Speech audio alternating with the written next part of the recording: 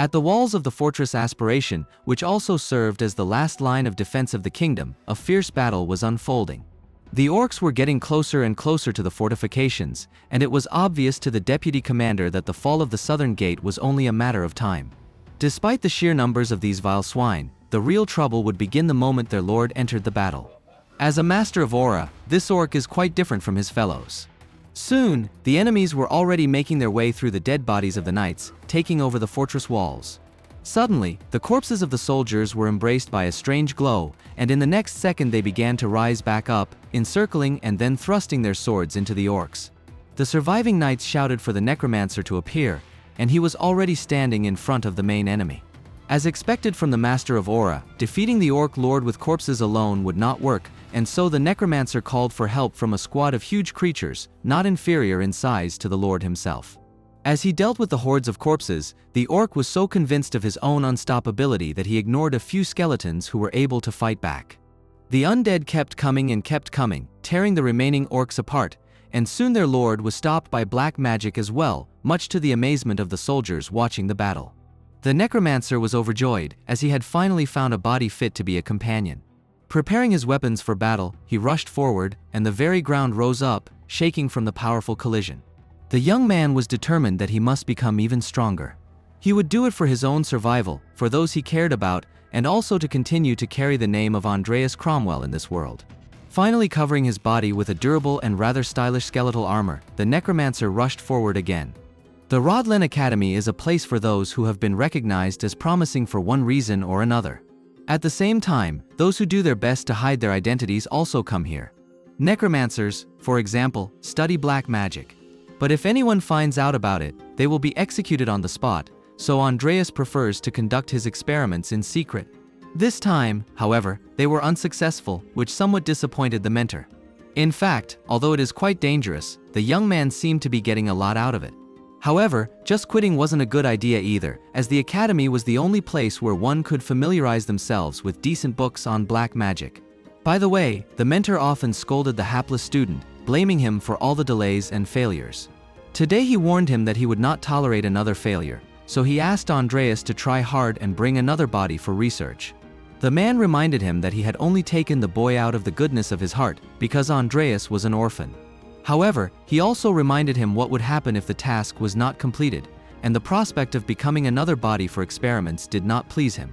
He didn't dare to interfere, even though the grumpy bastard didn't cover the travel expenses. But one problem bothered Andres even more: he had no idea how to get out of the situation. An orphan from a fallen family, a typical man who sucks up to the strong and humiliates the weak. The worst in the academy rankings and, you could say, a third-rate villain. Exactly the type of character no one wants to play as, but here he is having to go on living as Andreas Cromwell. His real name is Makoto Kaneshiro, and he's stuck in the world of the game Great Sin. He was a special forces officer who never adapted to a normal life in society, and the only thing that kept him going was the video game. He completely immersed himself in the lore, forgetting about everything else in the world. When he finally managed to fully complete the game in week 12, someone with detailed knowledge of the man's personal information and gaming habits called him. The intense surprise caused Makoto to panically press a button in an attempt to turn off the computer, but without realizing it, he had turned into a character in the game 6 months before the main story began. Death stalked Andreas' heels as all the characters go through the same event. They learn Heiren's true identity and kill him along with his apprentice. This is why, unless Makoto finds a way to escape from his mentor before the main plot begins, avoiding getting involved in an event with the main characters is simply not possible. There's no other choice but to get stronger before things start, though Makoto didn't know what to do at all. The only thing to count on are the 2 special characteristics that are given out after 13 weeks of continuous play. Except one of them is random, and Andreas got double essence, the ability to wield both magic and sword at the same time. He highly doubts that he'll be able to survive relying on just one characteristic, so the only thing left to do is to choose the second one. Finally, he decided to squeeze his hand, and a status window with a really rich list of available traits appeared in front of his eyes. Andreas spent a long time pondering what would best suit his profession as a necromancer, but soon the answer was found. A characteristic called evolution caught his attention. After reading the description, he realized that the possibility of rapid growth was the most important thing to achieve, so there was no need to think further. Now, finally, he would be able to see what the future held for him with this trait, and soon Andreas was full of confidence that he would be able to survive and complete the game to the end. Andreas was a very minor character, but is truly pathetic in this reality.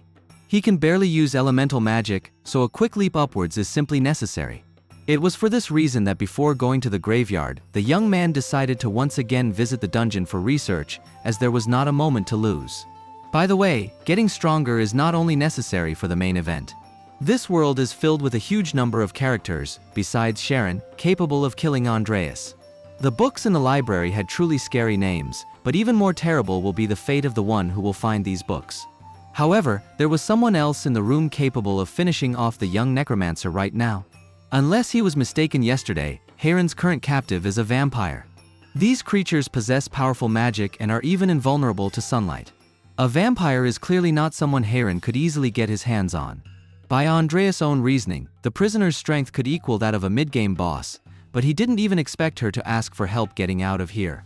In fact, the offer was quite tempting, because as a reward for saving him, the vampiress promised to kill Sharon.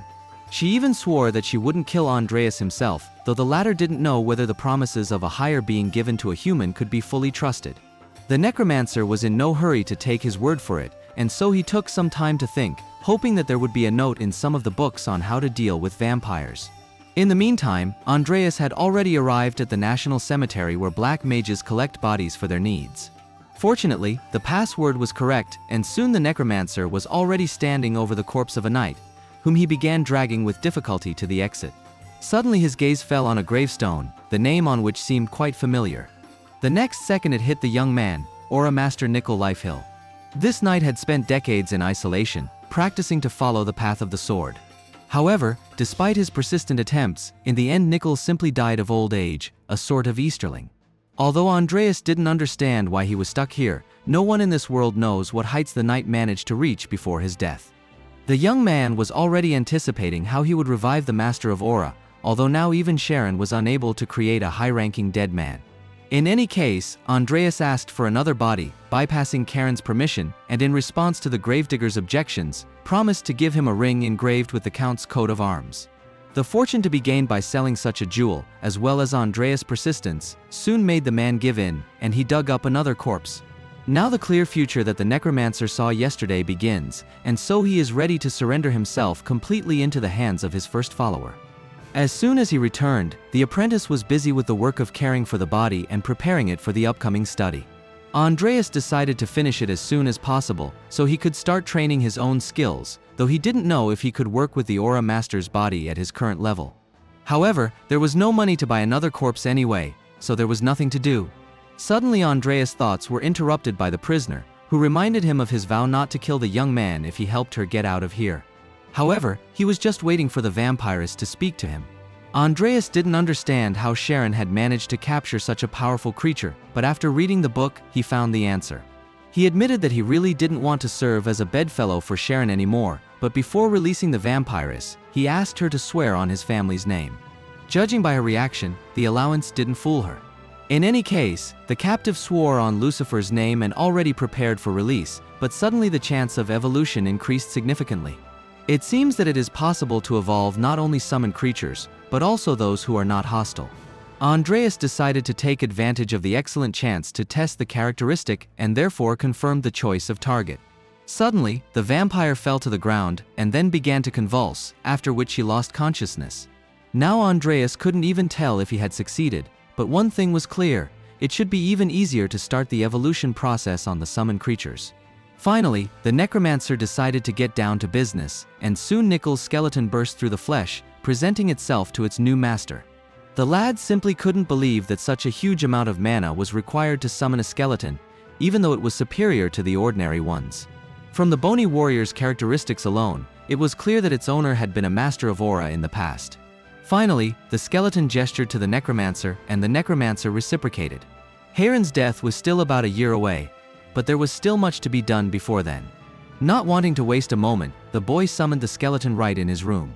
Of course, it wouldn't be good if anyone saw him, and so after a while, the skeleton was already standing dressed. Andreas noticed that Nicol's corpse was still practicing even after his death. In any case, for the necromancer himself it was a plus, because now there was a way to develop the second, somewhat crappier, trait, so Andreas asked Nickel to show him a couple of sword techniques. After a couple of exercises, Andreas felt as if his muscles were on fire. However, he was glad to know that in the future, he would be able to use aura himself after learning under the guidance of such a master. One would be able to switch between mana and aura, and wouldn't have to choose one over the other, thanks to the dual essence ability. Of course, the development will be incredibly difficult, but if the initial stage can be handled, Andreas will be able to become stronger than anyone before him. On the other hand, physical training isn't a challenge for a special forces, and so Andreas decided to show the skeleton what it meant to have a backbone. By the way, the level of necromancy increases much faster than the young man thought, about 2 units in 5 hours. Of course, after reaching the next level of mastery, the progress should slow down. Come to think of it, Sharon hadn't summoned him in quite some time, though he could hardly have guessed Nickel. The musings were interrupted by the skeleton, already ready for another workout. Sure, the undead couldn't get tired, but a living person was another matter.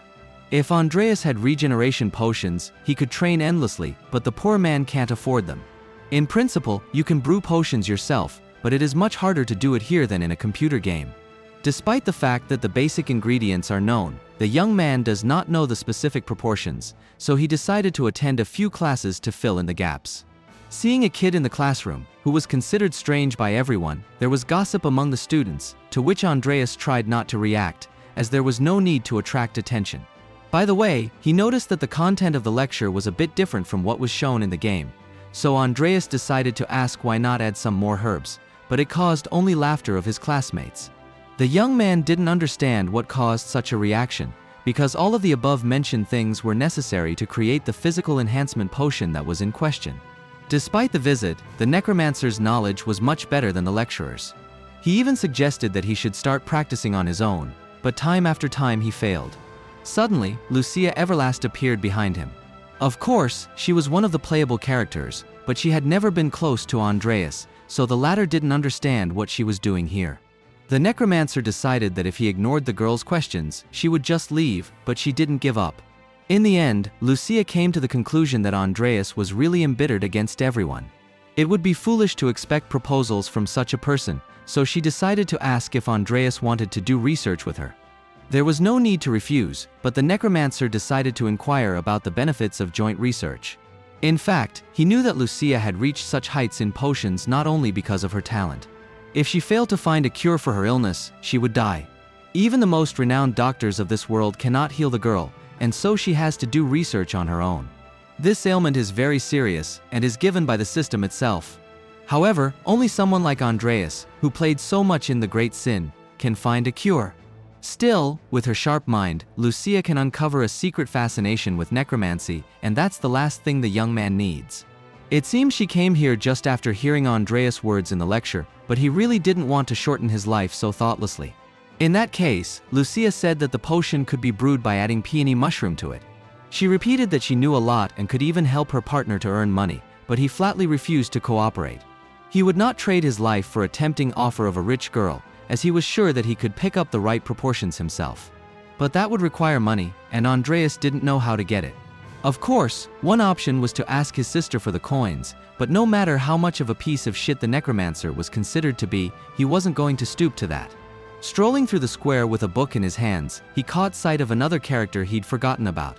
The genius mage and young lady of the Alwyn family, Diane. This is another inhabitant of the academy capable of killing Andreas. Despite the fact that these two got along quite well as children, communication had to stop due to the accumulated debts of the Cromwell family. Since then, the necromancer had done a lot of shitty things, so Andreas was sure that the young lady would kill him for even trying to communicate. As expected, asking his little sister for money was the best solution, so soon he was standing in front of her. Judging by her brother's serious look, Amy realized that he needed money again, so she held out the envelope she had prepared in advance. Andreas promised to return everything, but the girl's attention was attracted by the absence of the family ring on her brother's finger. Pathetic excuses did not work, and therefore Amy ran out of the room with tears in her eyes, ordering the guest to get away from here. In fact, the young man had never seen Amy so angry. It seemed that this ring was really important to her. Tortured by a terrible sense of guilt, Andreas decided to return the family heirloom by all means. He wasn't happy surviving in a harsh world alone, unable to adapt to society because of his past. Now the young man wants to keep at least the ones he has now, and so he decided to accept Lucia's offer. For the most part, Lucia preferred to do nothing while Andreas prevailed. Devoting all the free time to training and experiments turned out to be quite tedious, but sometimes her partner does change and helps to cope faster. Her intuition is very accurate, and the girl sees right to the root of the problem, although, sometimes, still pisses off, giving out instructions.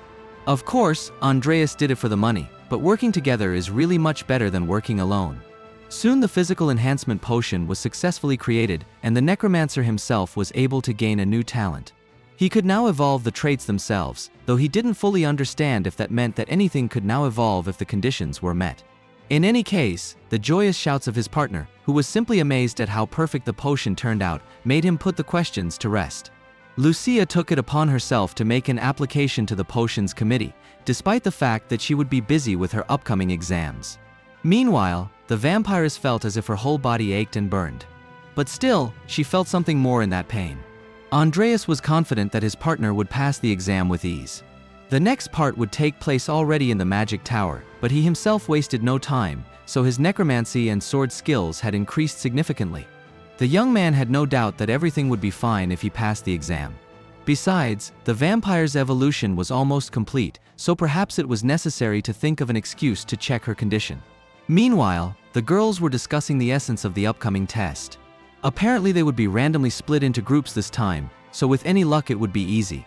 Except that Diane wondered what would happen if she and Andreas had to work together. Soon the train arrived at its destination, and the attendant announced that the group would be randomized, and the participants would be 3 students from the warrior department, 1 mage, and the curator. There are countless villains in the academy, not counting Andreas and Sharon himself. And it seems that the young man's luck is so shitty that 2 of them are in his group. The first was the fanatic Hazar Gapri, and the second was the Academy's indiscriminate assassin, the crazy Vivian. Andreas just couldn't believe that the distribution had gone so badly, but suddenly his thoughts were interrupted by the last participant, Christopher. He immediately admitted that a mage training as a warrior disgusted him, and therefore asked him to stay away. This aggression caused a fight between him and Hazard, and Vivian looked at them as if they had lost their minds.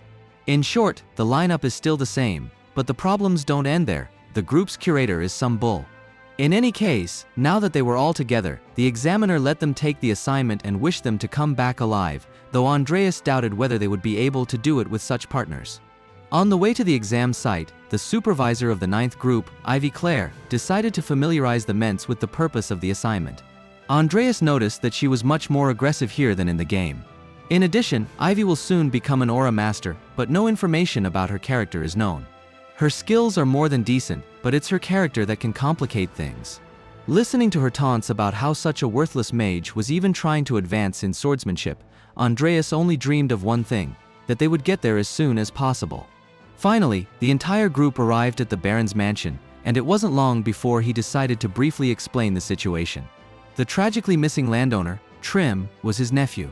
Although he was a baronet, the lad had no family, and that was all the information the man had. After the butler whispered something in the gentleman's ear, the latter stood up and apologized, referring to urgent matters, but Ivy assured that now they had all the necessary details to proceed with the task.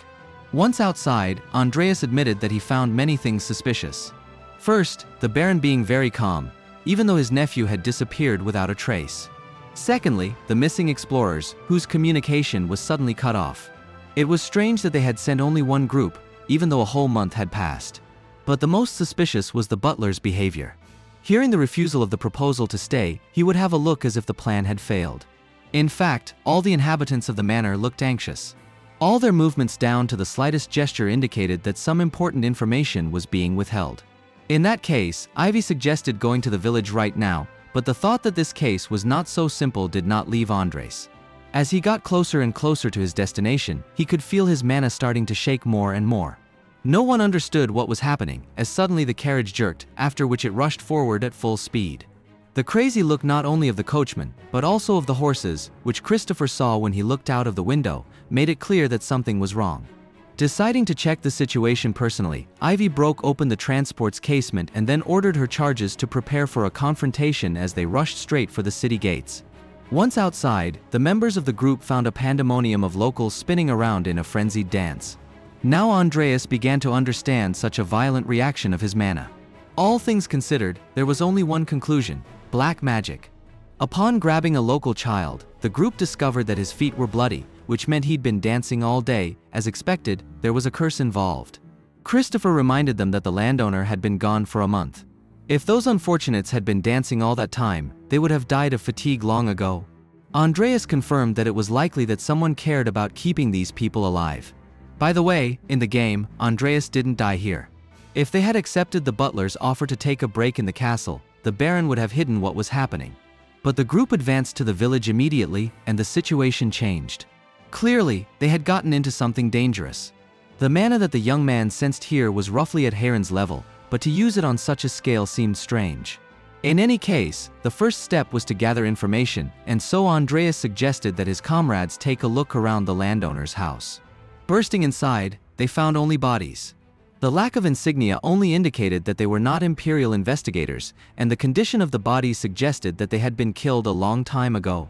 Finally, Andreas dared to voice his speculations about the black magician who had probably caused all this chaos. According to the Necromancer's guesses, the culprit could generate the joyful emotions of the inhabitants, who were twirling in a dance, for mana for his charms. Most likely, the landowner is already dead, as he could have prevented the plan from coming to fruition. In any case, Ivy noted that the only way to find out the truth would be to catch the culprits, and so she suggested that she inspect every corner of the fucking manor. Wandering down the corridor in a vain search for any clues, Vivian noticed a horde of zombified residents who were storming the manor right now. 𝐸𝑒𝑐𝑠 immediately rushed to find an escape route, but it was too late. The puppets had infiltrated the second floor. Christopher rushed to the warrior's aid, but the next second there was an explosion that knocked the Necromancer to the ground, just like in the old days. Ivy jumped out the window and all 5 of them ran away from the manor. The Necromancer noticed that he had fallen into flashbacks at the worst possible time, so he decided to do something to help his companions by conjuring oil and an earth shield to slow down the zombies. Ivy, however, asked him not to waste mana so thoughtlessly, and instead to find the location of the Black Mage. Given the way he was using up his internal energy, Andreas had no doubt that he would find the bastard, and the short search was soon successful. Kicking another door in her way, Ivy rushed inside the Black Mage's hideout, but at the same moment a barrier appeared between her and Andreas. The young man realized that they were trapped, but his strength was not enough to break the spell. Meanwhile, on the other side of the barrier, the curator recognized her sister in the writhing zombie. Suddenly Andreas heard a strange voice, and then a rift opened above his head, from where it commanded him not to resist the will of the god and to bow to idleness. What he heard made Andreas wonder why the last phrase was spoken now. Based on the name of the game, the 7 deadly sins, starting with idleness, were separated from the main body, the manuscript of the Apocalypse. By collecting them all together, the main boss can be summoned. These are the most important items in the story, which is why Andreas doesn't understand why idleness is mentioned in a village that doesn't even appear in the main plot. In any case, coping with a horde of zombies alone will not work, so the young man ran to find other members of the group. Meanwhile, the crazy Vivian was tearing the villagers to pieces with a crazy look, while Hazard was silently watching the scene. The latter was glad to see his comrade back safe and sound, but Andreas himself was in no hurry to trust the fanatic, who was clearly eager to run away, leaving his wounded comrade alone. Still, as much as the young man didn't like it, he decided to play along, and so he reported that Ivy was left alone with the Black Mage. Assuming that the curator was in danger, 𝐸𝑒𝑐𝑠 volunteered to help her, and at any rate, it was better than betrayal. Observing Vivian, the Necromancer assumed that something was driving her crazy.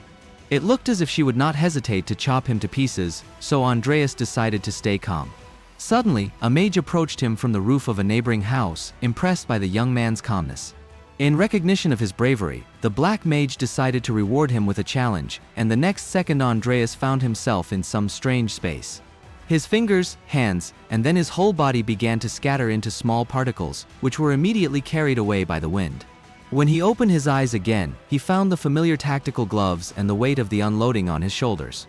Running across the battlefield, Makoto couldn't understand what was going on, but suddenly he noticed the silhouette of a wounded comrade ahead, who was urging the only survivor to get away as soon as possible.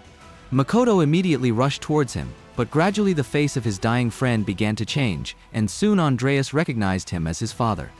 His father asked Andreas to take the family ring, because as long as this emblem is with him, those around him will recognize him as the true lord of the House of Cromwell. Before his death, the man wanted only one thing, for his children to be happy, but the young man was not going to let his parent go so easily, and therefore, to the Black Mage's surprise, Andreas managed to escape from the curse of idleness. The status window reported 100% synchronization of the young man's two personalities, and so now Andreas had access to the former Special Forces combat talents. With the help of his newfound physical characteristics, he was able to easily dodge several magical attacks. Despite the fact that the enemy is quite light, dealing with him without necromancy will be problematic, although no one is watching anyway. Andreas summoned several skeletons to help, and so the enemy assumed that the congregation was already aware. As expected, there is indeed a congregation of black mages in this game, and so the young man decided to take the perfect chance and throw the enemy off the trail. However, the black mage was easily destroying one skeleton after another, and so, having put up an earth shield, Andreas decided to resort to Nickel's services. The mage simply couldn't believe that some pathetic skeleton could resist his attacks. Unable to deal with him on his own, he decided to use a page of idleness to make the curious kid pay for interfering with his plans. Dodging the mage's series of attacks, Andreas still had time to analyze the situation around him. The enemy had obvious problems with power control, which means that he had not yet fully mastered the powers of idleness. The young man decided to enter the blind spot and make a decisive blow, but the black mage had time to react, and in the next moment Nickel left this world again. However, it turned out to be just a trick, and when the mage was about to send the Necromancer after his skeleton, the latter came out of the portal, cutting the villain in half. In fact, Andreas had long wondered who could have caused such chaos, but he hadn't even suspected that the black magician would turn out to be the Baron's butler. Most likely, the latter was also somehow involved in this as well. Be that as it may, another question remained: what to do with the page of idleness? Walking around with such a thing for nothing was not a good idea. Andreas remembered about the skeleton, so he decided to give the artifact to the summoning vault for now. This was followed by a new problem. For some reason, the barrier wouldn't fall, even though the caster was dead. Not that he cared about his comrades, but if he came back alone, he would have to explain how he had survived. By the way, this barrier was different from the one Andreas had been in. Out of curiosity, he decided to feel this entity, but suddenly he was sucked inside.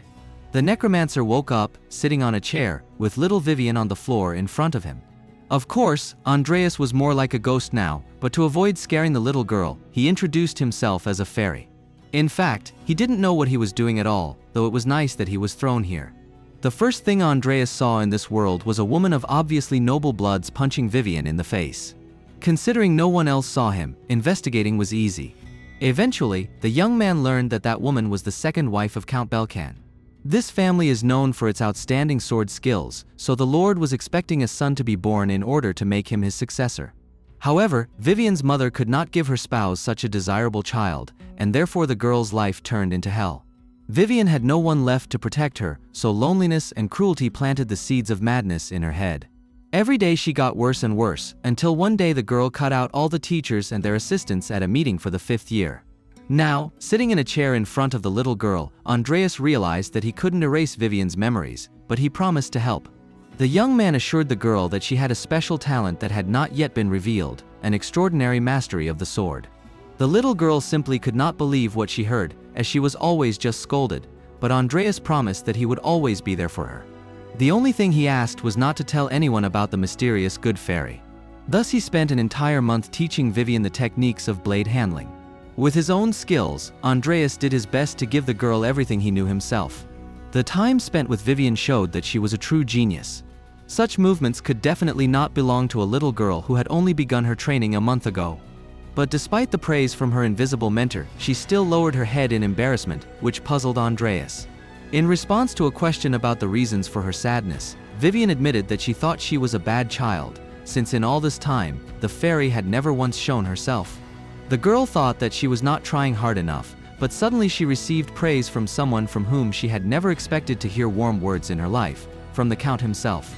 The man could not believe his eyes, and therefore asked his daughter to demonstrate these wonderful techniques again, and Vivian did not dare to disobey.